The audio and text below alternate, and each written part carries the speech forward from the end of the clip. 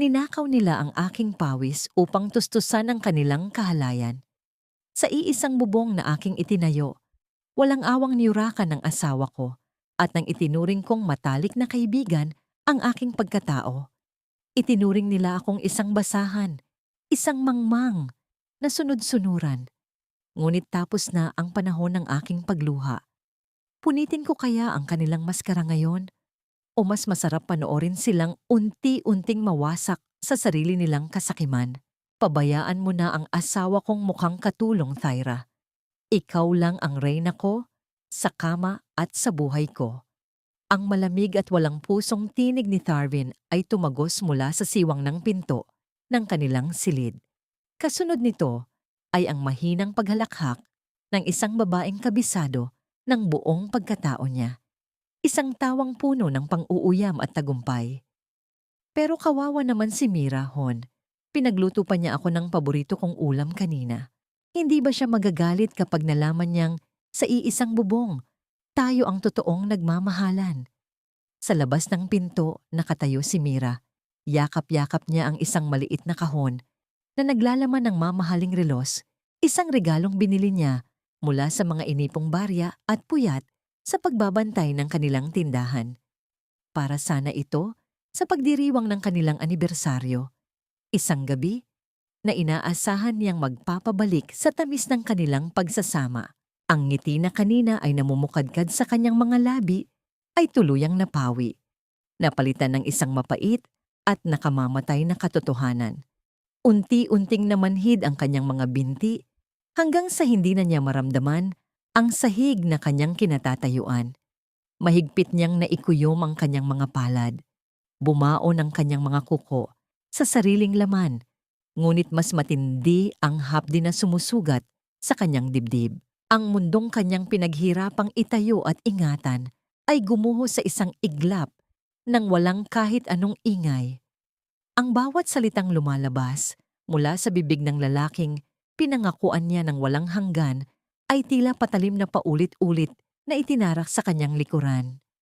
At ang mas nakadudurog sa lahat, ang babaeng sumasagot sa mga haplos ni Tharvin ay walang iba, kundi si Thyra, ang kaibigang tinanggap niya ng walang pag-aalinlangan, pinatira sa kanyang pamamahay dahil sa kawalan ng matatakbuhan at itinuring na parang tunay na kapatid. Naramdaman ni Mira ang pagdulas ng pulang laso mula sa kanyang mga nanginginig na daliri pabagsak sa malamig na sahig. Tila umurong ang kanyang dila. Pinipigilan ng isang malakas na paghikbi na nagbabadyang kumawala mula sa kanyang nanikip na lalamunan. Akma na sana siyang hahakbang papasok, handang itulak ang pinto upang isumbat sa dalawang taksi lang lahat ng kanyang isinakripisyo at pagod.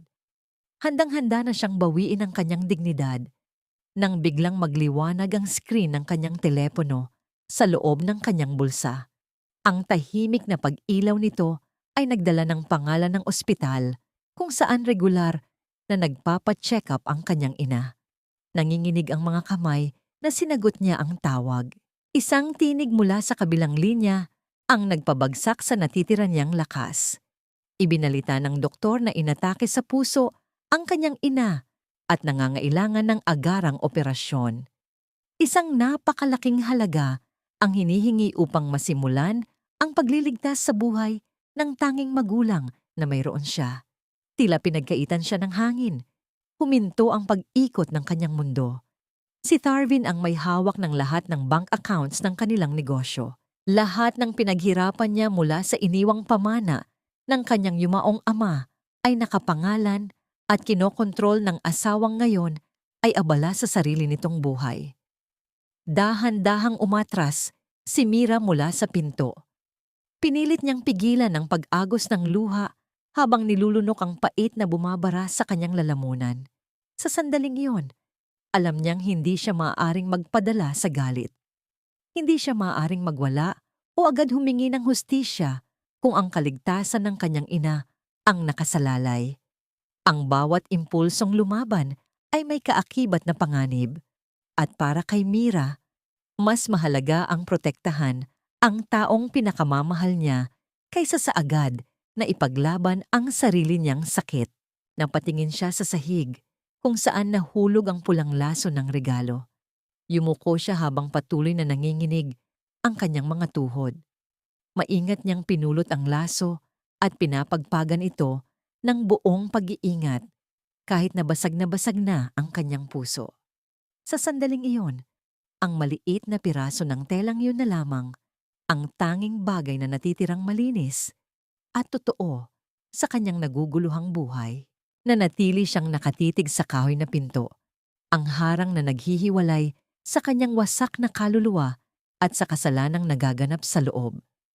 Hawak niya sa isang kamay ang regalong binaliwala at sa kabila ay ang teleponong nagdadala ng bigat ng buhay at kamatayan. Isang mapait na ngiti ang sumilay sa kanyang nanginginig na mga labi habang isang tanong ang patuloy na sumusugat sa kanyang isipan. Paano siya makikiusap sa isang demonyo para iligtas ang buhay ng isang anghel? Ang init na nagmumula sa nagliliyab na kalan ay hindi sapat upang tunawin ang namumuong yelo sa dibdib ni Mira. Bawat paghalo niya sa kawali ay sinasabayan ng mabigat na paghinga. Pinipilit itago ang panginginig ng kanyang mga kamay habang nagluluto ng almusal. Buong magdamag siyang nakatitig sa kisame, nilalamon ng katotohanang ang dalawang taong pinag-alayan niya ng buhay ay siya ring pumapatay sa kanyang kaluluwa. Ngunit kailangan niyang magpanggap para sa buhay ng kanyang ina. Kailangan niyang magsuot ng maskara ng isang masaya at sunod-sunuran na asawa. Hindi naglaon ay lumitaw sa hagdanan ang mga figurang nagpapadilim sa kanyang paningin. Nauna si Tyra, maaliwalas ang mukha at may maamong ngiti sa mga labi na tila walang inagaw na dangal noong nakaraang gabi. Walang pag-aalinlangang yumakap ang taksil na kaibigan sa likuran ni Mira. Ibinabaon ng baba sa kanyang balikat habang patuloy na nagpapasalamat. Ayon kay Tyra, napakalaki ng utang na loob niya sa pagpapatuloy sa kanya sa bahay na yon dahil wala na raw siyang ibang matakbuhan. Pilit na nilunok ni Mira ang asidong umaakyat sa kanyang lalamunan habang sumasagot ng isang tipid na pagtango. Kasunod nito ay ang paglapit ni Tharvin. Walang bakas ng kasalanan sa mukha ng kanyang asawa nang dampian nito ng malamig na halik ang kanyang pisngi. Umupo si Tharvin sa kabisera ng mesa, humihingi ng mainit na kape, at pagkatapos ay matamang pinagmasdan ang kabuuan ni Mira. Walang kagatol-gatol na nagsalita ang lalaki, sinasabing dapat ay mag-enroll ito sa gym o pumunta sa salon dahil nagmumukha na itong manang. Idinagdag pa ni Tharvin na baka isipin ng mga bisita ay naging katulong na siya sa sarili nilang pamamahay. Bawat salita ay sinadya upang pababain ang tingin ni Mira sa kanyang sarili. Isang lason na matagal na nitong ipinapakain sa kanya. Nang isalin ni Mira ang kape sa paboritong puting tasa ni Tharvin, napansin niya ang isang malinaw at mapulang mancha ng lipstick sa gilid nito.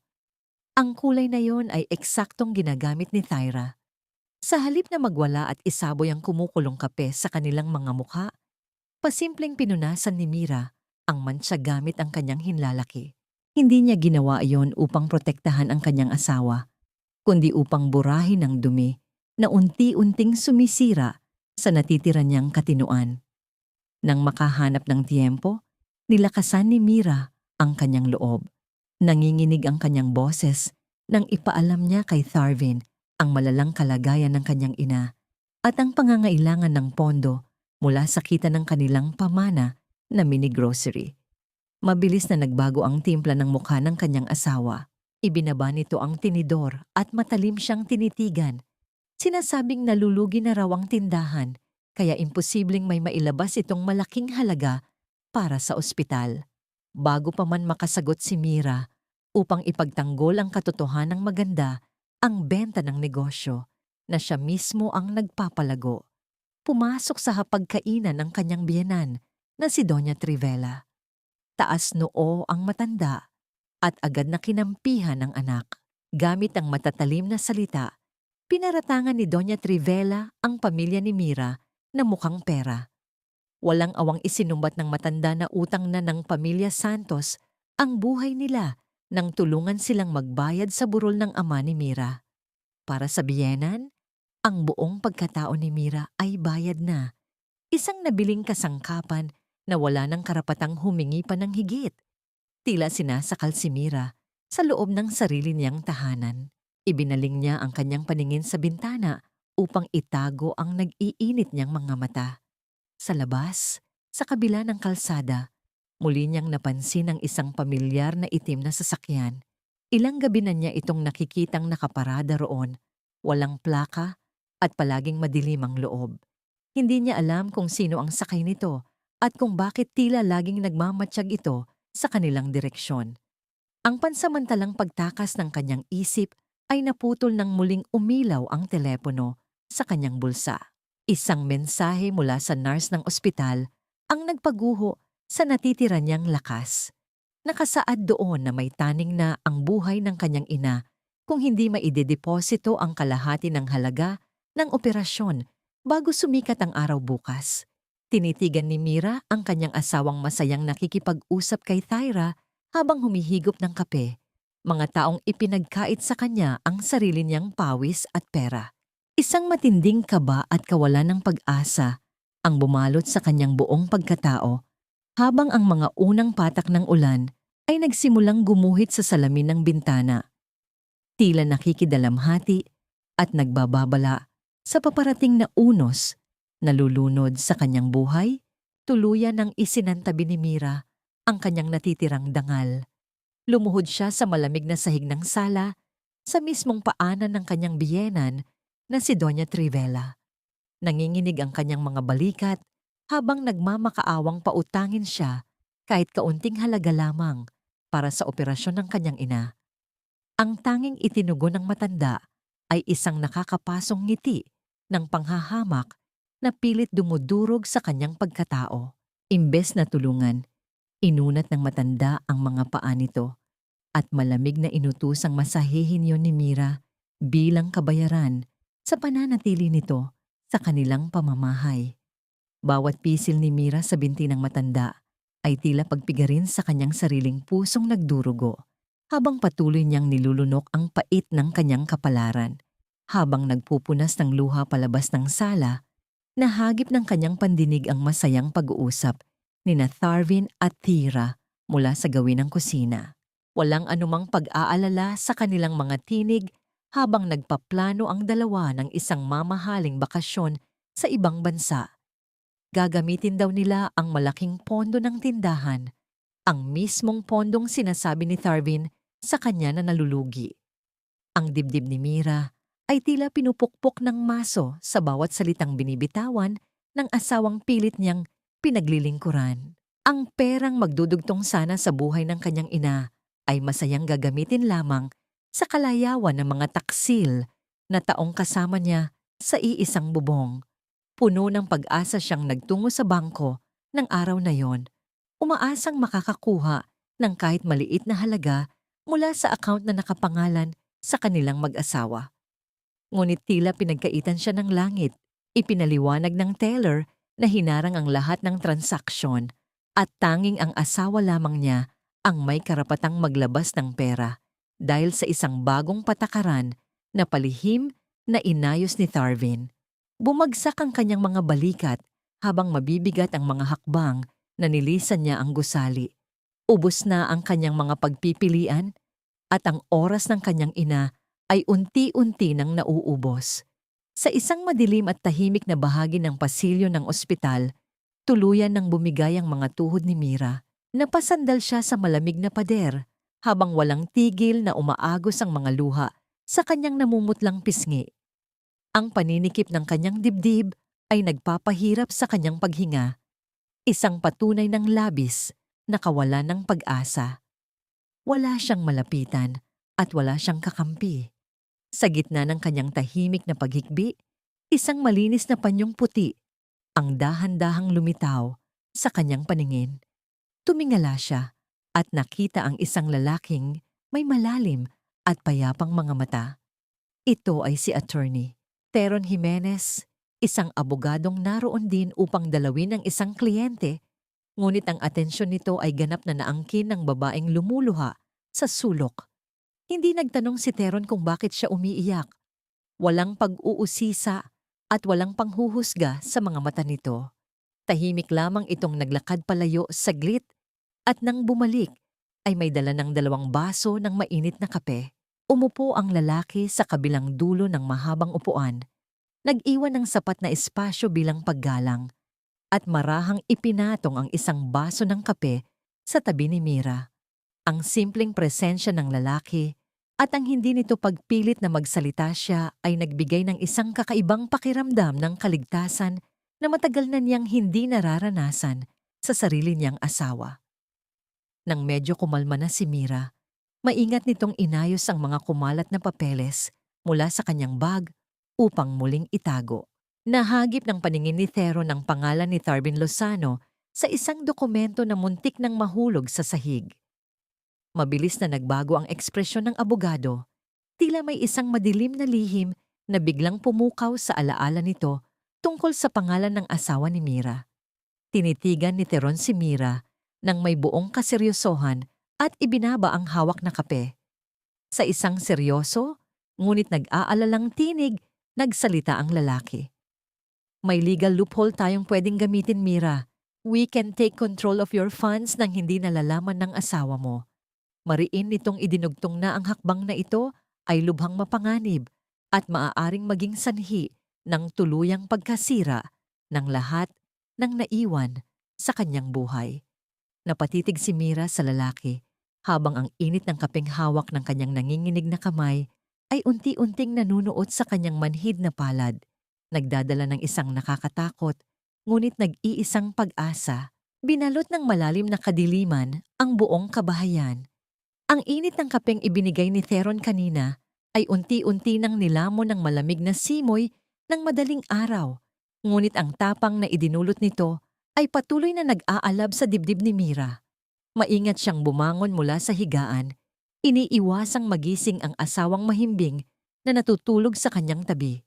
Alam niyang pagod si Tharvin, hindi sa pagtatrabaho para sa kanilang pamilya, kundi sa palihim nitong pag-aliw kay Tyra sa kabilang silid bago ito bumalik sa kanilang kama. Bawat paghakbang niya patungo sa opisina ng kanyang asawa ay sinasabayan ng matinding panginginig ng kanyang mga tuhod at panlalamig ng kanyang mga palad. Pumasok siya sa loob at maingat na isinara ang pinto. Tinitiyak na ang bawat kilos niya ay kasabay ng pag-ihip ng hangin upang hindi makalikha ng anumang atensyon. Gamit ang mahinang liwanag mula sa screen ng kanyang lumang cellphone, sinimulan niyang halungkatin ang mga drawer ng malaking lamesa. Ang kanyang paghinga ay mabigat at mabilis, tila nakikipagkarera sa kaba na gustong sumabog sa kanyang dibdib. Nakita niya ang mga financial ledgers ng kanilang tindahan. Sa pagbuklat niya ng mga pahina, tumambad ang lantarang pagnanakaw ni Tharvin sa pondo ng negosyo. Ngunit ang mas nagpadilim sa kanyang paningin ay isang asul na folder na nakatago sa ilalim ng mga resibo. Naglalaman ito ng mga pekeng dokumento ng paglilipat ng titulo ng lupa ng kanilang mini-grocery. Ang pangalan niya ay pinalitan ng huwad na pirma at ang buong ari-arian ay malinaw na ipinapangalan ni Tharvin kay Thira. Napasandal si Mira sa malamig na pader ng opisina habang mahigpit na hinawakan ang kanyang dibdib. Pilit niyang pinipigilan ang pag-agos ng kanyang mga luha. Pumasok sa kanyang alaala ang masayang mukha ng kanyang yumaong ama habang nag-aayos sila ng mga delatang paninda noong siya ay bata pa. Naalala niya ang pawis at pangarap ng kanyang ama na palaguin ang maliit na tindahang yon para sa kanyang kinabukasan. Ang lupang yon ang tanging malinis na alaala ng pagmamahal na naiwan sa kanya. Ang isiping ibibigay ito ng kanyang asawa sa babaeng sumira sa kanyang pamilya ay isang uri ng karahasang pumapatay sa kanyang kaluluwa. Pinalitan ng nag-aapoy na determinasyon ang kanyang takot. Itinapat niya ang kanyang telepono sa mga dokumento at maingat na kumuha ng malilinaw na litrato ng bawat pahina, kasama ang mga listahan ng perang inilabas mula sa bangko. Kailangan niya ng matibay na ebidensya para maipakita kay Theron. Habang naghahanap pa ng ibang katibayan, nahagip ng kanyang paningin ang isa pang manipis na itim na folder sa pinakasulok ng drawer. May nakasulat ditong Project M sa itaas na bahagi. Akma na sana niya itong kukunin upang alamin kung ano pang panlilinlang ang nakatago sa likod ng misteryosong pangalang iyon. Ang kanyang atensyon ay biglang naputol nang maramdaman niya ang paggalaw ng hawakan ng pinto mula sa labas. Unti-unting pumasok ang mahinang liwanag mula sa pasilyo kasabay ng pagbukas nito. Mabilis na itinago ni Mira ang kanyang telepono at nanigas sa kanyang kinatatayuan sa isang madilim na sulok. Sa pinto ay nakatayo ang figura ni Doña Trivela na gising upang kumuha ng maiinom na tubig. Nanlamig ang buong katawan ni Mira nang bahagyang mapadako ang tingin ng matanda sa kanyang anino na nagtatago sa dilim.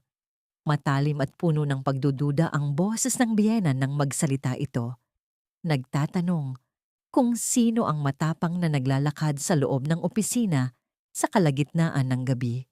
Mabilis na nag-isip si Mira ng paraan upang iligtas ang kanyang sarili mula sa matatalim na tingin ni Doña Trivela. Sa isang kisap mata, ibinaba niya ang kanyang sarili sa malamig na sahig at nagsimulang pulutin ang mga nagkalat na balot ng kendi at lukot na papel sa ilalim ng lamesa. Pilit niyang pinakalma ang kanyang nanginginig na boses habang sinasabing napansin niyang madumi ang opisina kanina. Kaya nagpasya siyang linisin ito bago matulog dahil ayaw ng asawa niyang nagtatrabaho sa magulong paligid. Ang matanda ay nagpakawala ng isang mapanuyang tawa na nagpaalala kay Mira sa kanyang abang kalagayan. Pinagalitan siya nito. Sinabihang napakausisera at walang karapatang mangialam sa mga gamit ng anak nito at agad siyang inutusang lumabas upang linisin ang lahat ng banyo sa bahay bilang parusa. Tinanggap ni Mira ang utos ng nakayuko, inilalagay ang kanyang dangal sa ilalim ng kanyang mga paa upang maprotektahan ang mga ebidensyang nakatago sa kanyang telepono. Kinabukasan, dala ang mga larawan ng pekeng dokumento. Lihim na nagtungo si Mira sa simpleng opisina ni Theron. Nang ipakita niya ang mga nakuha niyang katibayan, nakita niya ang labis na pagkamangha sa mga mata ng abogado. Hindi ito makapaniwala sa tapang na ipinakita ni Mira sa kabila ng panganib na nakapaligid sa kanya. Sa loob ng maliit at tahimik na silid na yon, nagkaroon sila ng isang malalim at emosyonal na pag-uusap. Ipinaliwanag ni Theron na ang pagtanggap sa papel ng isang biktima upang makalikom ng ebidensya ay hindi tanda ng kahinaan, kundi isang matalinong estratehiya upang matiyak ang pagbagsak ng mga nang-abuso sa kanya. Ipinaalala ng lalaki na ang pagpapatawad ay ibinibigay sa sarili upang makapagpatuloy at hindi kailanman utang sa mga taong sumira sa kanyang tiwala. Habang nagsasalita si Theron, nanginginig ang boses ni Mira sa pagbabalik tanaw sa lahat ng sakit na kanyang tiniis. Tahimik na tumayo si Theron, kumuha ng isang basong tubig at marahang inabot ito kay Mira. Ang simpleng pagdampi ng mga daliri ng lalaki sa gilid ng baso, ang paraan ng paghihintay nito hanggang sa tuluyang mahawakan ni Mira ang baso bago ito bumitaw, ay nagdala ng isang mainit at nakapagpapagaling na pakiramdam sa kanyang puso. Ito ang uri ng paggalang at pag-iingat na matagal na niyang hinahanap. Isang patunay na siya ay nararapat tratuhin ng may halaga at hindi bilang isang basahang pinupunasan ng dumi ng iba. Nagkasundo sila sa isang mapanganib na plano. Kailangang patuloy na magsuot ng maskara si Mira, ang maskara ng isang perpekto at bulag na asawa. Kailangan niyang tiisin ang bawat pang-iinsulto at panlilinlang habang lihim na inaayos ni Theron ang mga legal na papeles upang mapawalang bisa ang lahat ng transaksyong ginawa ni Tarvin bago pa man mahuli ang lahat. Ngunit nabanggit din ni Theron ang isang nakakabahalang impormasyon. May isang kilalang tao sa bayan isang maimpluwensyang opisyal na madalas makita kasama ni Tharvin na posibleng kasabwat sa mas malaking anomalya ng paglipat ng mga ari-arian. Ang laban nila ay hindi lamang laban sa isang taksil na asawa, kundi sa isang organisadong kasakiman. Pag-uwi ni Mira sa kanilang mansyon, agad siyang dumiretso sa kusina upang ihanda ang hapunan. Suot ang kanyang pang-araw-araw na maskara. Ipinaghanda niya ng mainit na sabaw ang mga taong nais niyang alisan ng karapatang kumain mula sa kanyang pinaghirapan. Nang ihain niya ito, matalim na tinikman ito ni Thira at agad na nagreklamo sa harap ni Tharvin na napakatabang daw ng luto ni Mira at tila nawalan na ito ng ganang mag-asikaso sa kanila. Walang pag-aatubiling inutos ni Thyra na itapon ang sabaw. Pinanood ni Mira habang ibinubuhos ng kanyang asawa ang mainit na sabaw sa lababo. Ang usok nito ay sumasabay sa init ng galit na pilit niyang tinatakpan ng isang peking paghingi ng tawad. Ngunit ang pait ng insidenteng yon ay wala nang ibabaw pa sa kanyang narinig kinagabihan. Habang naghuhugas ng mga plato, nahagip ng kanyang pandinig ang seryosong pag-uusap ni Tharvin at Thyra mula sa sala. Mahinang nagtatalo ang dalawa kung paano nila palalayasin ang ina ni Mira mula sa ospital upang hindi na mabawasan ang perang gagamitin sana nila sa kanilang napipintong paglipad palabas ng bansa. Naramdaman ni Mira ang pamamanhid ng kanyang buong katawan. Ang kanyang mga kamay na nakalubog sa bula ay napakapit ng mahigpit sa gilid ng lababo habang ang banta sa buhay ng kanyang ina ay umaalingaw-ngaw sa kanyang isipan. Nagiiwan ng isang nakakapasong takot kung aabot pa ba ang kanyang ina sa araw ng kanilang paglaya. Ang kawalan ng tao sa loob ng malaking mansyon ng hapong iyon ay naging isang pambihirang pagkakataon para kay Mira. Sa tulong ng isang tahimik na technician na pinagkakatiwalaan ni Theron, lihim nilang inikot ang buong kabahayan. Maingat nilang ikinabit ang mga maliliit at hindi halatang lente ng kamera sa mga sulok ng kisame, sa loob ng mga palamuti sa sala at sa mismong opisina ni Tharvin. Bawat galaw ni Mira ay may kasamang matinding kaba, ngunit ang kanyang determinasyon ay mas matibay kaysa sa kanyang takot. Bago umalis ang technician, nag-iwan ito ng isang nakakabahalang impormasyon.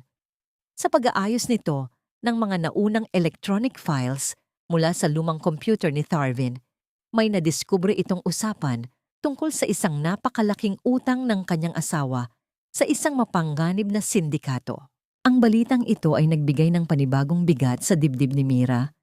Napagtanto niyang hindi lang pera ang ninanakaw ni Tharvin, kundi posibleng isugal din nito ang kaligtasan ng kanilang buhay. Pagsapit ng hapon, dumating si Tharvin na may maaliwalas na mukha, may hawak na isang maliit at mamahaling kahon na binalot ng pelos. Para sa isang saglit, nagkaroon ng maliit na ilusyon sa isip ni Mira. Malapit na ang kanyang kaarawan at inisip niyang marahil ay may natitira pang katiting na konsensya ang kanyang asawa upang bigyan siya ng regalo. Ngunit ang mabilis na pag-asa ay agad na pinatay nang pumasok si Thyra sa sala. Lumapit si Tharvin sa taksil na kaibigan, binuksan ang kahon at inilabas ang isang kumikinang na kwintas. Walang anumang pag-aalinlangan na isinuot ito ng lalaki sa leeg ni Thyra sa mismong harap ni Mira. Nangibabaw ang boses ng kanyang asawa. Nakangiting nagtanong kung hindi ba bumagay ang alahas sa itinuring na nitong kapatid. Pilit na nilunok ni Mira ang mga matutulis na bubog sa kanyang lalamunan. Iginuhit niya ang isang peking ngiti sa kanyang mga labi at pinuri ang ganda ng kwintas, habang ang kanyang kaluluwa ay patuloy na nyuyurakan ng dalawang taong walang awa sa kanyang damdamin. Nang makahanap ng pagkakataong makapag-isa, nagtungo si Mira sa banyo at humarap sa salamin. Tinitigan niya ang sarili sa salamin. Ang kanyang leeg ay payak. Walang kumikislap na alahas. Walang bakas ng karangyaan. Marahan niyang hinaplos ang kanyang balat at sa halip na makaramdam ng panghihinayang, isang tahimik na kapayapaan ang umusbong sa kanyang dibdib. Doon niya napagtanto na hindi niya kailangan ng mga mamahaling palamuti upang maramdaman ang sariling halaga. Mas mahalaga ang katahimikan ng konsensya kaysa sa kinang ng mga bagay na may bahid ng panlilinlang. Sa unang pagkakataon matapos ang mahabang panahon, nakaramdam siya ng gaan. Parang unti-unting bumabalik ang tunay niyang sarili. Ang kanyang dangal ay mas makinang kaysa sa anumang alahas na kayang ibigay ng isang lalaking walang paninindigan. Kinagabihan, sa ilalim ng malamig at madilim na kalangitan, nagkita sila ni Theron sa isang tagong bahagi ng parke. Ang mga naipong luha at pagod sa buong maghapon ay hindi na napigilan ni Mira. Bumagsak ang kanyang mga balikat at nagsimula siyang umiyak. Ibinubuhos ang lahat ng sakit, ng pagkapahiya at ang bigat ng pagpapanggap. Hindi nagbitiw ng mga walang kwentang salita si Theron upang patahanin siya. Sa halip, humakbang ang lalaki, papalapit at marahang ipinatong ang kanyang malaki at mainit na palad sa nanginginig na balikat ni Mira. Ang simpleng ugnayang iyon ay nagdala ng isang napakalalim na pakiramdam ng kalinga. Wala itong mali siya, walang hinihinging kapalit, tanging isang tahimik na pangako na hindi na siya nag-iisa sa labanang ito. Sa lilim ng presensya ng isang estrangherong naging kakampi, naramdaman ni Mira ang pahinga na matagal na niyang ipinagdarasal. Ngunit ang maikling sandali ng kapayapaan ay mabilis na binasag ng pag-ilaw ng screen ng kanyang telepono. Isang mensahe ang dumating mula sa ospital na nagpapanlamig sa buong pagkatao ni Mira. Nakasaad sa mensahe na tuluyan ng bumagsak ang tibok ng puso ng kanyang ina at kailangan na itong ipasok sa operating room sa lalong madaling panahon. Tila huminto ang pag-ikot ng mundo ni Mira. Wala pa silang nakukuhang pondo mula sa mga nakasarang account at ang oras ng kanyang ina ay tuluyan ng nauubos. Nakatitig siya sa screen ng kanyang telepono habang ang imahe ng patuloy na pag-ilaw at babala ng makina sa ospital ay tila malinaw na umuukit sa kanyang isipan. Nagiiwan sa kanya sa bingit ng pinakamatinding kawalan ng pag-asa. Nabalot ng labis na takot at pag-aalala ang buong pagkatao ni Mira habang nagmamadaling tinatahak ang kalsada patungo sa ospital sa kalagitnaan ng gabi. Bago siya umalis ng bahay, sinubukan niyang gisingin si Tarvin upang humingi ng tulong, ngunit ang tanging nakuha niya ay isang magaspang na pagtalikod at pagtakip ng unan sa mukha ng kanyang asawa. Walang anumang bakas ng awa o pagnanais na samahan siya sa pinakamadilim na bahagi ng kanyang buhay. Ang kawalan ng pakialam na yon ay isang patunay na matagal na siyang nag-iisa sa kanilang pagsasama. Patuloy na umaagos ang mga luha sa kanyang mga mata habang binabagtas ang mga madidilim na pasilyo. Inihahanda na ang sarili sa pinakamasamang balitang sasalubong sa kanya. Nang makarating siya sa istasyon ng mga nurse, halos magmakaawa siyang ipasok ang kanyang ina sa operating room kahit wala pang hawak na pera. Ngunit isang malamig at mapayapang ngiti ang ibinigay ng punong nurse sa kanya. Ipinaliwanag nito na ang kanyang ina ay ligtas na at kasalukuyan ng nagpapahinga sa recovery room matapos ang matagumpay na operasyon. May isang taong nagbayad ng buong halaga nang walang pag-aalinlangan ilang minuto bago siya dumating. Hindi makapaniwala si Mira. Tila nabunutan siya ng isang napakabigat na tinik sa dibdib. Isang himalang hindi niya inaasahang darating. Nagmamadali siyang lumabas ng gusali upang hanapin ang taong nagligtas sa buhay ng kanyang ina. Sa gitna ng malakas na pagbuhos ng ulan, nakita niya ang isang pamilyar na figura na nakatayo sa tabi ng isang sasakyan. Si Theron ay naroon, basang-basa ng ulan at nakatingin sa direksyon ng ospital. Mabilis na lumapit si Mira. Ang kanyang puso ay nag-uumapaw sa labis na pasasalamat. Nalaman niyang ginamit ng abogado ang sarili nitong ipon upang bayaran ng operasyon. Naniniwalang mas mahalaga ang buhay ng isang tao kaysa sa anumang halaga. At may tiwala itong mababawi nila ang lahat ng ninakaw ni Tarvin. Hindi na napigilan ni Mira ang paghikbi. isang napakahabang emosyonal na titigan ang namagitan sa kanila, isang palitan ng mga damdaming hindi na kailangan ng mga salita upang maunawaan. Dahan-dahang itinaas ni Theron ang kanyang kamay at maingat na pinunasan ang mga luhang umaagos sa namumutlang pisngi ni Mira. Ang init ng mga daliri ng lalaki ay tila tumunaw sa yelong matagal nang bumabalot sa kanyang puso.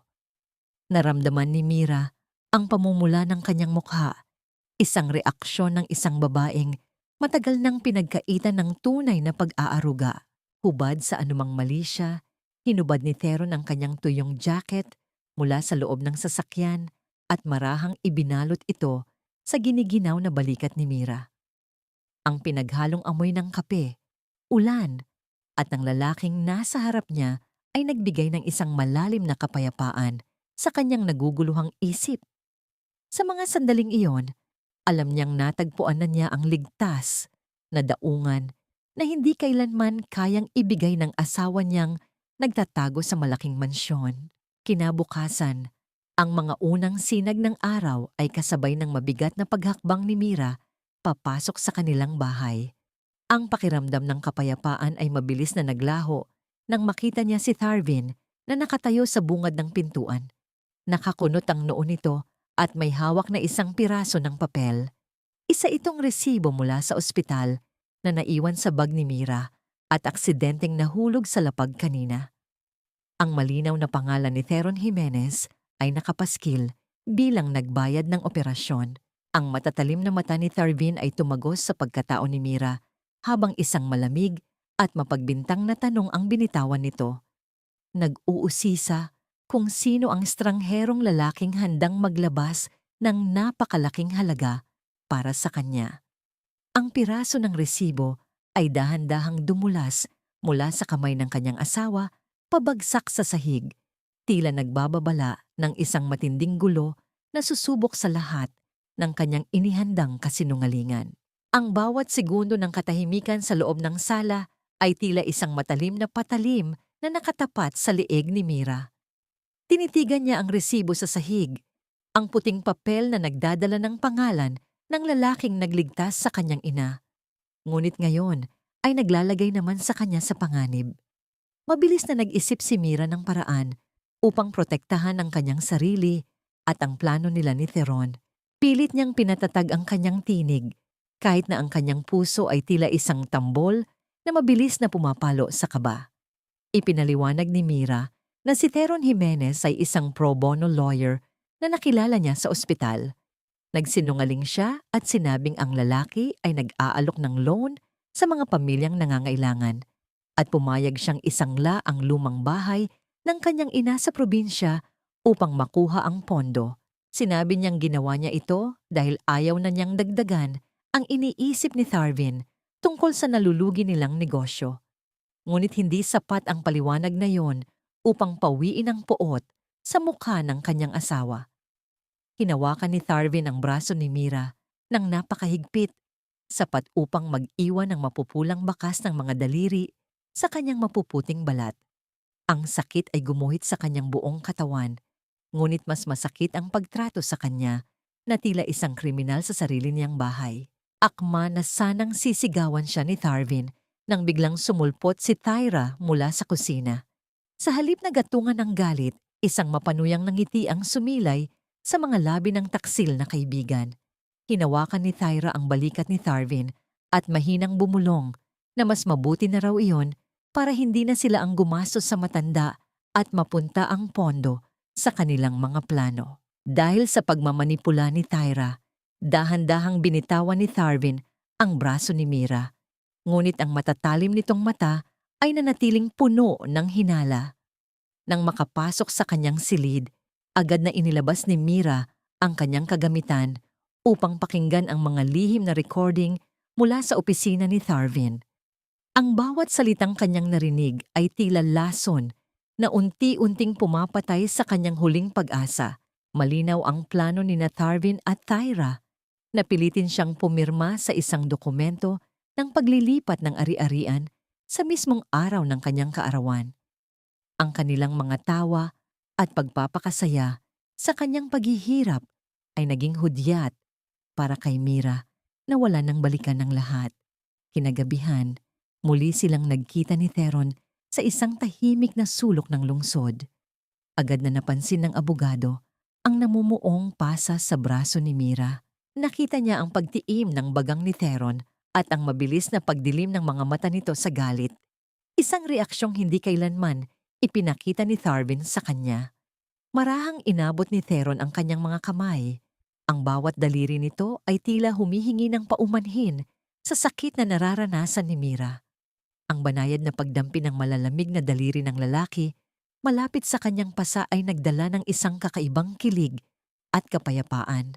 Tila isang mabisang gamot sa sugat ng kanyang kaluluwa. Ngunit ang sandali ng katahimikan ay mabilis na nabasag nang tumunog ang telepono ni Theron. Isang tawag mula sa bangko ang nagdala ng isang balitang tila isang malakas na sampal sa katotohanan. Kinumpirma ng kanilang kontak na matagumpay nang nailipat ni Tharvin ang 80% ng kabuang pondo ng kanilang negosyo patungo sa isang pribadong account na nakapangalan kay Thyra. Naramdaman ni Mira ang panginginig ng kanyang buong katawan habang napagtanto niyang ang bawat segundo ng kanyang pananatili sa bahay na yon ay paglapit sa oras na tuluyan na siyang mawawalan ng lahat. Paano niya magagawang bawiin ang kanyang buhay kung ang lahat ng kanyang pinaghirapan ay nasa kamay na ng babaeng nagnanais na mawala siya sa mundo? Sa gitna ng lumalalang panganib, si Theron ay nanatiling isang matatag na haligi para kay Mira. Sa kanilang huling pagkikita sa loob ng tahimik na opisina ng abogado, iniabot nito ang isang makapal na sobre. Ipinaliwanag ni Theron na ang mga dokumentong iyon ang magsisilbing kalasag ni Mira dahil napatunayan nilang lahat ng naunang transaksyon ni Tharvin ay walang bisa dahil sa huwad na pirma. Ngunit bago sila tuluyang magtagumpay, kailangang makuha ni Mira ang orihinal na titulo ng lupa mula sa vault na nakatago sa silid ni Doña Trivela. Ito ang huling piraso ng puzzle upang matiyak na hindi na muling mababawi ng pamilya Lozano ang kanyang mana. Don't worry, Mira. Ang mga dokumentong ito ang magpapatunay na void lahat ng ginawa ni Tharvin, bulong ni Theron, habang ang kanyang mga mata ay nagbibigay ng lakas na matagal nang ipinagkait kay Mira. Isang mapanganib na pagkakataon ang dumating ng hapon ding iyon. Nagdaos ng isang maliit na pagtitipon si Doña Trivela kasama ang kanyang mga amiga sa hardin. Ang nagtataasang tinig ng mga matatanda at ang mahinang pagtama ng mga porselanang tasa sa bawat higop nila ng tsaa ay nagsilbing ingay na tumakip sa mga hakbang ni Mira patungo sa silid ng biyenan. Nanginginig ang kanyang mga daliri habang binubuksan ang vault gamit ang kombinasyong palihim niyang nakuha mula sa mga nakaraang gabi. Ang mahinang tunog ng pagpihit ng bakal na mekanismo ay tila isang malakas na babala sa kanyang pandinig. Ngunit hindi siya tumigil. Nang bumukas ang vault, tumambad sa kanya ang orihinal na titulo ng lupa ng mini grocery. Dahan-dahang hinaplos ni Mira ang magaspang na papel na may lagda pa ng kanyang yumaong ama. Isang mainit na luha ang pumatak sa kanyang pisngi habang inaalala ang pagod at pangarap ng kanyang magulang na nakataya sa dokumentong iyon. Humingi siya ng gabay sa kalangitan bago mabilis na kinuha ang orihinal at pinalitan ito ng isang pekeng kopya na inihanda ni Theron. Maingat niyang isinara ang lahat at mabilis na lumabas. Tinitiyak na walang bakas ng kanyang presensya ang naiwan. Sa kanyang pagbaba sa pasilyo, hindi niya inaasahang makakasalubong si Thyra. Nakatayo ang taksil na kaibigan habang mapanuyang tinititigan ang kanyang mga mata. Maghanda ka sa birthday mo, Mira, dahil may malaking sorpresa kami sa iyo. Nakangising wika ni Thyra habang pinaglalaruan ang kwintas na nakasabit sa leeg nito. Sa unang pagkakataon, hindi yumuko si Mira. Isang matamis ngunit malamig na ngiti ang ibinigay niya sa babaeng nagnakaw ng kanyang asawa. Ako rin, Thyra. May inihanda akong sorpresa na siguradong hindi ninyo makakalimutan kailanman. Maikli niyang sagot bago ito nilampasan ng may tindig na puno ng dignidad. Bumalik si Mira sa kanyang silid at muling sinuri ang mga nakalap niyang impormasyon mula sa mga nakaraang gabi. Isang maliit na ledger mula sa vault ang nakakuha ng kanyang pansin. Bukod sa mga utang ni Tharvin, may isang pangalan na paulit-ulit na nakasulat sa mga huling pahina. Isang babaeng nagngangalang Elena. Wala siyang ideya kung sino ito at kung ano ang kinalaman nito sa pamilya Lozano. Ngunit alam niyang ito ay isa pang lihim na kailangang mabunyag sa tamang panahon. Ang kanyang pag-iisip ay mabilis na naputol nang marinig niya ang pag-ilaw at ang paulit-ulit na pag-vibrate ng kanyang telepono sa ibabaw ng lamesa. Isang tawag mula sa kanyang kontak sa bangko ang nagdala ng isang balitang nagpabilis sa tibok ng kanyang puso. Mira, may nagtatangkang i-freeze ang lahat ng accounts mo ngayon din bago mo pa man mailipat ang mga legal na karapatan. Babala ng boses sa kabilang linya. Naramdaman ni Mira ang panlalamig ng kanyang buong katawan. Nalaman na ni Tharvin ang kanyang mga hakbang. Ang bawat sandali ay naging isang karera sa pagitan ng kanyang kalayaan at ng tuluyang pagkakakulong sa mga kamay ng asawang handang gawin ang lahat upang hindi siya makawala. Puno ng pangamba ang bawat tibok ng puso ni Mira habang mabilis siyang naglalakad patungo sa opisina ni Theron. Ang babala mula sa bangko ay tila isang malakas na agos na nagnanais siyang lulurin sa gitna ng kanyang pakikipaglaban. Hindi na siya nag-aksaya ng panahon at agad na ipinaliwanag sa abogado ang ginagawang hakbang ni Tharvin upang tuluyan siyang mawala ng kontrol sa kanilang mga ari-arian. Sa bawat salitang lumalabas sa bibig ni Mira, nararamdaman niya ang panlalamig ng kanyang mga daliri at ang panginginig ng kanyang boses. Agad na kumilos si Theron. Ginamit ng lalaki ang lahat ng kanyang mga legal na koneksyon at impluensya upang mapigilan ang balak ni Tharvin. Sa loob ng ilang oras na puno ng tensyon, bawat tawag at bawat dokumentong ipinapadala ni Theron ay tila isang bala na itinitira laban sa kasakiman ng pamilya Lozano. Kailangan nilang makakuha ng isang injunction order mula sa korte upang pansamantalang i-freeze ang lahat ng transaksyong pinasimula ng kanyang asawa. Habang naghihintay ng balita, bumuhos ang isang napakalakas na ulan na tila nagnanais na lunurin ang buong lungsod. Dahil sa tindi ng ulan at baha, natrap sina Mira at Theron sa loob ng maliit at tahimik na sasakyan ng abogado habang naghihintay ng desisyon mula sa huwes.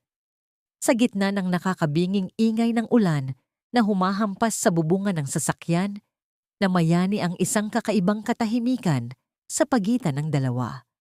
Ang tanging liwanag ay nagmumula sa mga ilaw ng kalsada na nababanaag sa mga patak ng tubig sa salamin. Sa unang pagkakataon, nagkaroon sila ng pagkakataon para sa isang tapat at malalim na pag-uusap. Inamin ni Theron na noong una pa man silang magkita sa madilim na pasilyo ng ospital, ay hinahangaan na niya ang katatagan ni Mira. Sinabi ng lalaki na bihira siyang makakita ng isang taong handang lunukin ang sariling dangal para lamang sa kaligtasan ng taong mahal nito. Naramdaman ni Mira ang init na dumadaloy sa kanyang pisngi. Isang pakiramdam na matagal nang ipinagkait sa kanya ng malamig na pakikitungo ni Tharvin. Dahil sa labis na pagod at emosyonal na bigat, hindi na napigilan ni Mira ang kanyang sarili na dahan-dahang isandalang kanyang ulo sa balikat ni Theron. Ang pakiramdam ng matikas at matatag na balikat ng lalaki ay nagbigay sa kanya ng isang ligtas na kanlungan, isang mundong walang panlilinlang at walang sakit. Sa kabila ng bagyong nagaganap sa labas, nahanap ni Mira ang kapayapaan sa loob ng sasakyang iyon. Ang amoy ng kape at ang banayad na pabango ni Theron ay tila isang gamot na nagpatulog sa kanyang naguguluhang isipan. Habang ang injunction order ay matagumpay na napirmahan ng isang huwes na may matagal ng alitan sa pamilya ni Doña Trivela. Isang liwanag mula sa telepono ni Mira ang bumasag sa katahimikan. Isang mensahe mula kay Tharvin ang dumating, Tila isang lason na muling pumasok sa kanyang sistema. Nasaan ka? Ang aga mong nawala. Umuwi ka na ngayon din. May mahalaga akong ipapapirma sa'yo para sa selebrasyon bukas. Ang nakasulat sa screen. Ang bawat salita ay puno ng otoridad at nakatagong banta. Naramdaman ni Mira ang muling pagbilis ng kanyang tibok ng puso habang tinititigan ang mensahe ng asawa. Ang gabi bago ang kanyang kaarawan ay hindi na magiging gabi ng paghahanda para sa isang party, kundi isang gabi ng pagharap sa huling pagsubok bago ang kanyang tuluyang paglaya o ang habambuhay na pagkakakulong. Ang mansyon na itinayo mula sa pawis at pangarap ni Mira ay naging isang maliwanag na entablado ng pagkukunwari ng gabing iyon. Nagkalat ang mga gintong palamuti at mga mamahaling bulaklak sa bawat sulok. Lahat ay pinili ng kanyang biyenan na si Doña Trivela upang ipagmalaki ang yaman na kailanman ay hindi naman nito pinaghirapan. Sa gitna ng kagaralan, nararamdaman ni Mira ang labis na panlalamig ng kanyang puso. Tila isang bangkay na naglalakad sa gitna ng sarili niyang burol. Alam niyang ang bawat palamuti ay simbolo ng kasakimang malapit ng mabulgar sa harap ng maraming tao. Lumapit si Tharvin sa kanya. May bitbit na folder at isang ballpen. Suot ang kanyang pinakamagandang maskara ng pagmamahal. Hon, kailangan mo itong pirmahan ngayon. Ito ang renewal ng permit para sa mini-grocery natin. Malambing na wika ng lalaki habang pilit siyang inaakbayan. Alam ni Mira na ang bawat letrang nakasulat sa loob ng folder na yon ay hindi tungkol sa permit, kundi ang dokumento ng paglilipat ng ari-arian na mag-aalis sa kanya ng lahat ng karapatan. Sa halip na magpakita ng galit, ibinaling ni Mira ang kanyang paningin sa kanyang asawa ng may pekeng ngiti. Sabi niya, mas maganda raw kung bukas na niya ito pipirmahan sa mismong gitna ng selebrasyon bilang simbolo ng kanyang walang hanggang pagtitiwala sa asawa. Ang mungkahi ni Mira ay tila isang matamis na pain na agad nilunok ni Tharvin dahil sa labis na pagnanais nitong makuha ang lahat ng walang kahirap-hirap. Sa kabilang bahagi ng sala, nakita ni Mira sina Tharvin at Tyra na palihim na nagtataas ng kanilang mga baso ng alak. Ang mahinang pagdampi ng mga gilid ng kristal ay naglabas ng isang tunog na tila hudyat ng kanilang inaakalang tagumpay. Ang bawat sulyap nila sa isa't isa ay puno ng pambabastos sa harap mismo ni Mira. Tila naniniwala silang tuluyan na itong nabulag sa kanilang mga panlilinlang. Ngunit sa bawat tawa ni Tharvin at Tyra, lalong tumitibay ang loob ni Mira. Hindi nila alam na ang bawat patak ng alak na kanilang iniinom ay simbolo ng lason na unti-unting sisira sa kanilang mundo pagdating ng bukang liwayway. Nang makapasok si Mira sa kanyang silid, agad niyang isinara ang pinto at inilabas ang mga flash drive na itinatago niya sa ilalim ng kanyang mga damit. Tinitigan niya ang mga maliliit na kagamitang ito na naglalaman ng mga video ng kanilang pagtataksil at ang mga dokumento ng kanilang mga iligal na gawain. Ito ang kanyang mga armas na gagamitin niya sa paghuhukom bukas. Walang anumang takot ang naramdaman ni Mira, kundi isang malamig na pananabik. Ang gabi bago ang kanyang kaarawan ay ang huling gabing tatawagin siyang isang martir at sunod-sunuran sa pamilyang walang puso. Isang huling tawag ang dumating mula kay Theron bago matapos ang gabi. Handa na ang lahat, Mira. Wala na silang kawala bukas. Matatag na wika ng abogado sa kabilang linya. Huminga ng malalim si Mira. Ang kanyang boses ay puno ng determinasyong kasing talas ng isang espada. Gawin nating abo ang lahat ng kanila, Theron. Sagot niya bago tuluyang pinatay ang tawag. Ang kanyang huling kilos bago matulog ay ang maingat na pag-aayos ng kanyang pulang damit. Na tila isang baluti na isusuot niya sa gitna ng isang digmaang siya mismo ang nagplano. Ang bawat paghatak ng zipper ng kanyang damit ay nagmarka sa katapusan ng kanyang pagiging biktima. Habang ang kadiliman sa labas ng bintana ay nagbababadya ng isang bagyong kailanman ay hindi nila inasahang darating. Ang buong bulwagan ay nagliliwanag sa ilalim ng dambuhalang mga chandelier at ang bango ng mga sariwang bulaklak ay nanunuot sa bawat sulok ng mansyon. Dumagsa ang mga panauhing nakabihis ng kanilang pinakamagara, mga kilalang negosyante at ang matatandang amiga ni Doña Trivela na tila nagpapagalingan sa dami ng alahas sa kanilang mga katawan.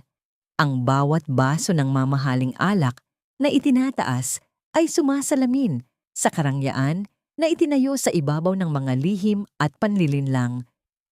Sa gitna ng karamihan, si Tira ay kumikilos ng may labis na kumpiyansa. Tila siya ang tunay na may bahay na nag-aasikaso sa mga bisita. Nakakasilaw ang kwintas na nakasabit sa kanyang leeg. Ang mismong alahas na binili ni Tharvin gamit ang pera ng negosyo ni Mira. Ang bawat hakbang ni Tyra ay puno ng kayabangan. Madalas siyang lumapit kay Tharvin at bumulong ng may kasamang malanding ngiti. Tinitiyak na makikita yon ng lahat ng naroroon. Hindi naman nagpahuli si Doña Trivela sa pagyayabang tungkol sa tagumpay ng kanyang anak.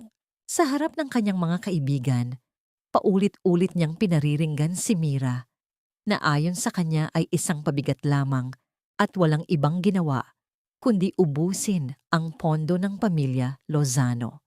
You know, my son deserves someone who matches his ambition, hindi yung laging nakadepende lang sa amin. Wika ng matanda habang humihigop ng tsaa. Sapat ang lakas ng boses upang marinig ito ni Mira.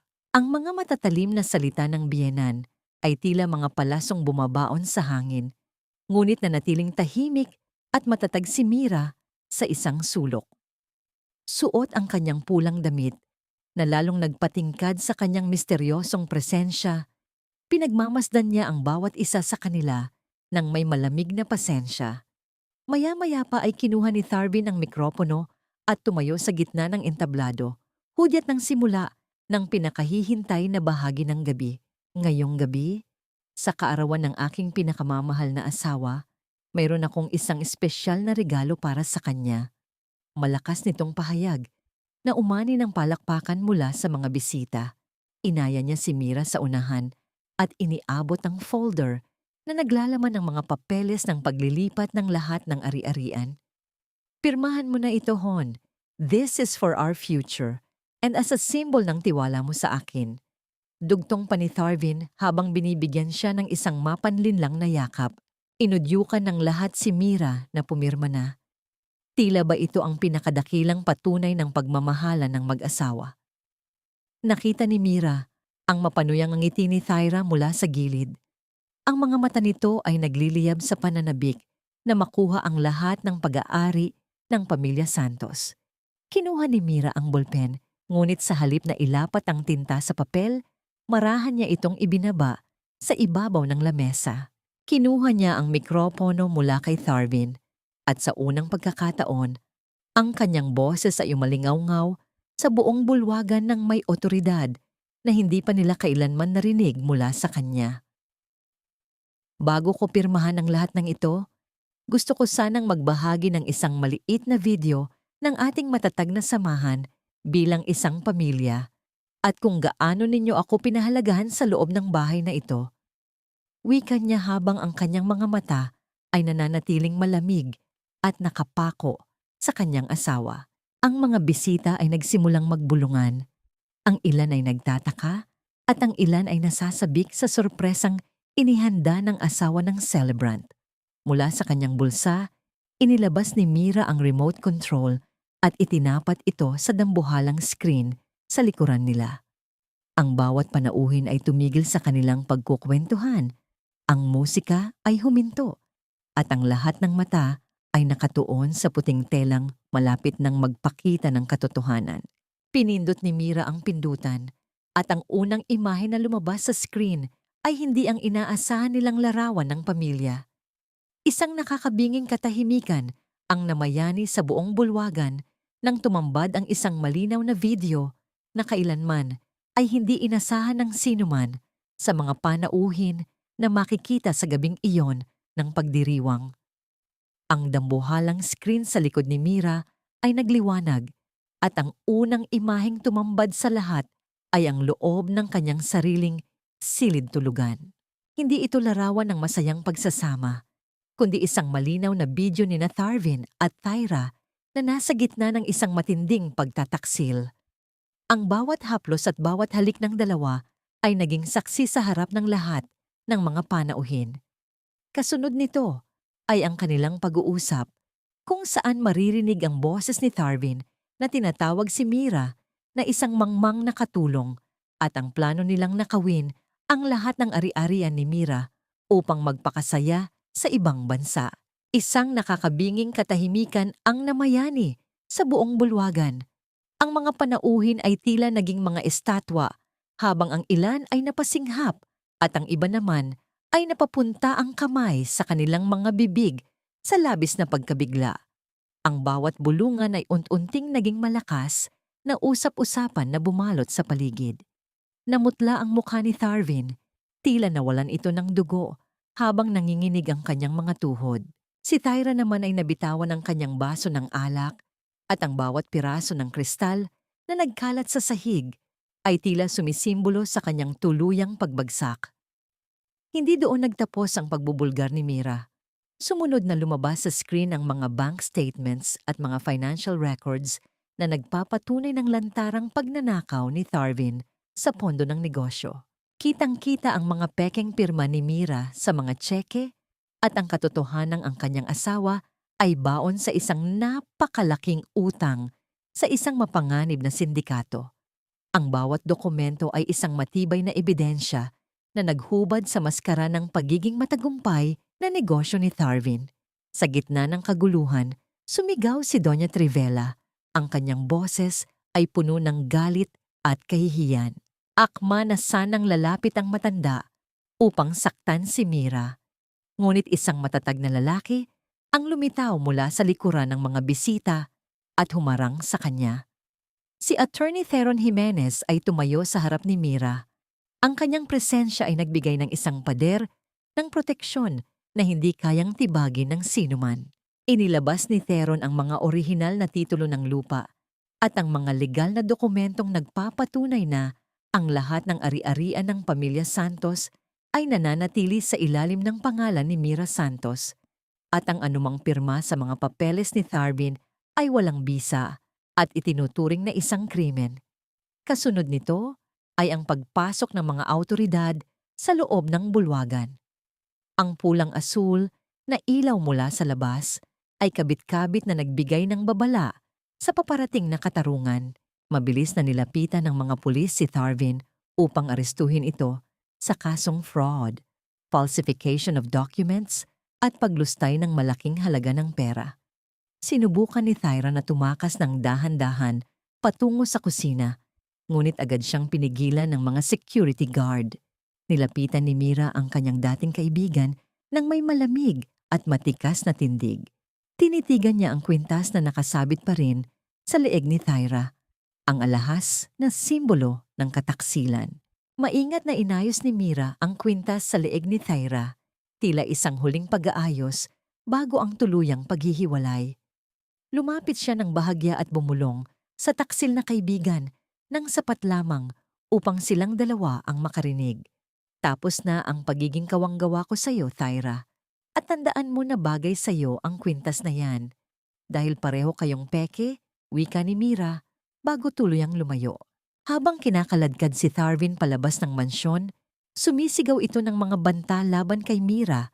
Ngunit isang malakas na sampal mula kay Doña Trivela ang nagpatigil sa kanya. Ang matanda ay humulagpos sa iyak at kahihiyan habang pinapanood ang kanyang tanging anak na nilalamon ng sarili nitong kasakiman. Ang kaharian ng pamilya Lozano ay tuluyang gumuho. Nag-iiwan lamang ng mga abo ng kataksilan sa ilalim ng maliliwanag na chandelier. Ang mga sumunod na araw matapos ang malaking eskandalo sa mansyon ay tila isang malinis na tubig na unti-unting humuhugas sa putik na bumalot sa buhay ni Mira. Ang ingay ng mga bulungan sa buong bayan ay hindi na naging pasakit sa kanyang pandinig, kundi naging himig ng kanyang tagumpay. Sa loob ng madilim at masikip na selda, ang dating mapagmataas na si Tharvin Lozano ay naupo sa isang sulok na puno ng alikabok. Walang piyansa na inilaan para sa kanya dahil sa bigat ng mga kasong fraud at pagnanakaw. Ang bawat pader ng rehas ay tila naging salamin na nagpapakita ng lahat ng kanyang panloloko.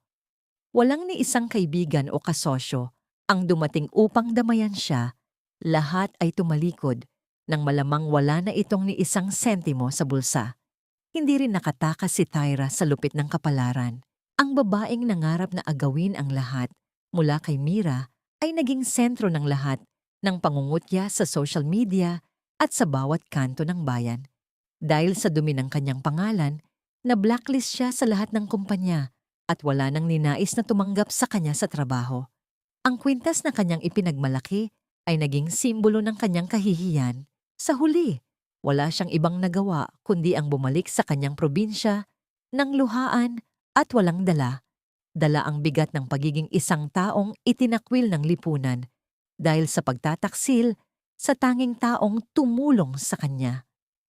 Ang pinakamasakit na dagok ay tumama kay Doña Trivela. Ang dambuhalang mansyon na naging saksi sa kanyang pagmamataas ay binalot ng mga selyo mula sa bangko dahil sa pagkakasangla nito ni Tharvin sa mga ilegal na transaksyon.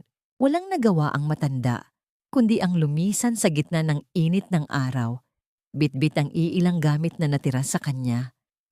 Napilitan siyang tumira sa isang maliit na dampa sa dulo ng bayan, malayo sa karangyaan na kanyang kinagisnan.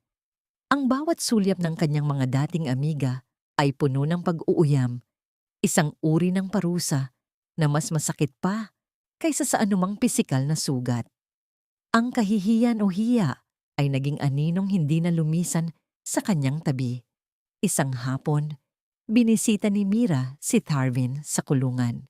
Hindi upang magmakaawa o makipagbalikan, kundi upang formal na iabot ang mga annulment papers. Tinitigan ni Mira ang lalaki mula sa likod ng salamin ng presinto.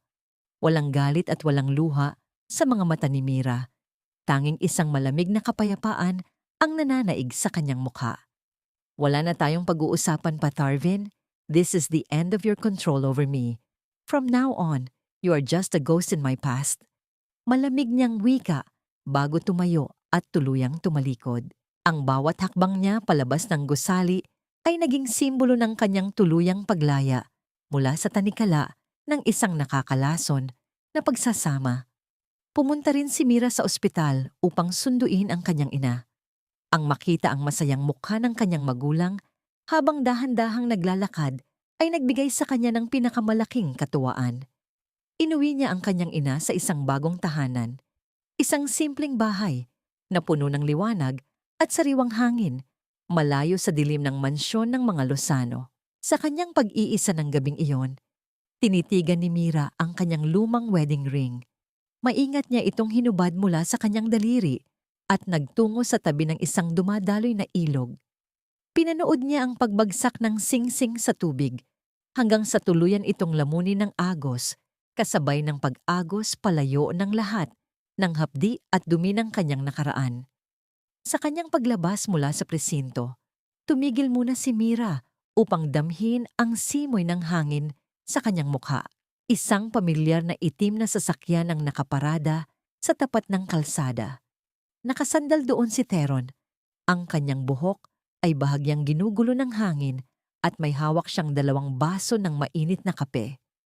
Nang makita niya si Mira, isang matamis at tapat na ngiti ang sumilay sa kanyang mga labi.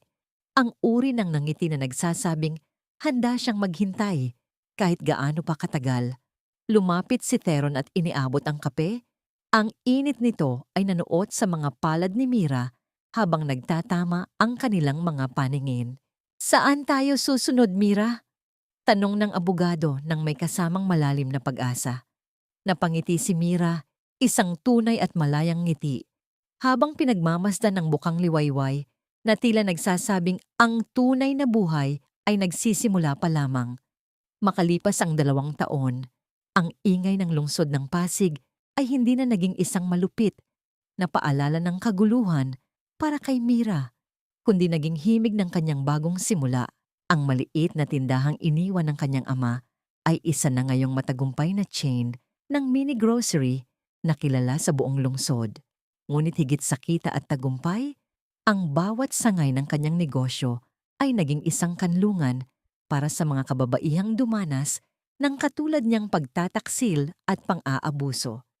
Binigyan niya sila ng pagkakataong makatayo sa sariling mga paa, isang misyong nagmula sa kanyang sariling pagbangon mula sa abo ng nakaraan.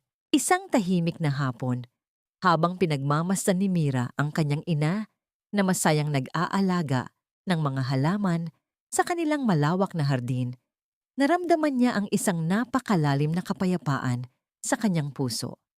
Ang bawat paghinga niya ay wala na ang bigat ng pagpapanggap at takot. Ang bawat tibok ng kanyang puso ay puno na ng pasasalamat. Dato Chua, pinatawad na ni Mira ang lahat ng taong sumira sa kanyang tiwala noong nakaraan.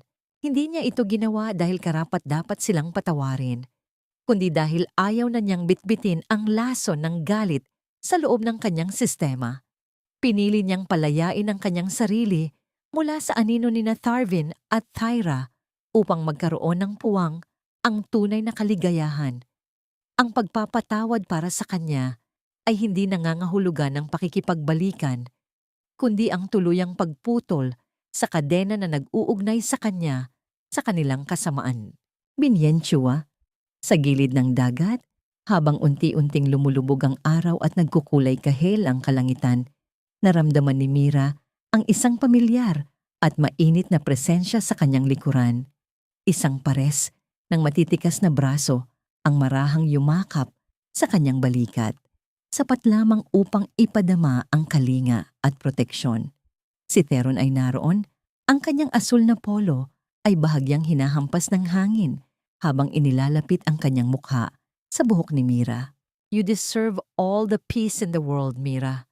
Mahinang bulong ng lalaki bago hinalikan ng may labis na paggalang ang tuktok ng kanyang ulo. Napapikit si Mira at sumandal sa dibdib ng lalaking naging katuwang niya sa bawat hakbang ng kanyang paghihilom. Ang kanilang pag-ibig ay hindi mabilis at mapusok, kundi isang mabagal at matatag na apoy na unting nagbigay ng liwanag sa kanyang madilim na mundo. Sa gitna ng katahimikan ng dalampasigan, magkahawak kamay nilang hinaharap ang bawat alon na humahampas sa pampang, bayhok. Naunawaan ni Mira na ang katapatan ay isang kayamanang hindi dapat ipinagkakaloob sa mga taong hindi marunong magpahalaga rito. Ang pag-ibig ay hindi dapat humihingi ng pagkawala ng sariling halaga o ang pagdurog sa sariling dignidad para lamang sa kaligayahan ng iba. Ang tunay na pagsasama ay isang malayang pagpili ng dalawang taong may respeto at pag-unawa sa isa't isa, kung saan ang bawat isa ay lumalago nang hindi nasasakal. Pagtatapos, isang malalim na buntong hininga ang pinakawalan ni Mira habang tinititigan ng malawak na karagatan. Ang kanyang kwento ay hindi lamang tungkol sa paghihiganti o pagkapanalo sa pera, kundi tungkol sa muling pagtuklas sa isang babaeng matagal nang nawala sa ilalim ng mga anino. Isang babaeng matapang, matalino, at higit sa lahat, karapat-dapat na mahalin ng buo at tapat. Ang gabi ay hindi na nakakatakot para sa kanya dahil alam niyang sa bawat pagsikat ng araw, siya na ang may hawak ng sarili niyang tadhana.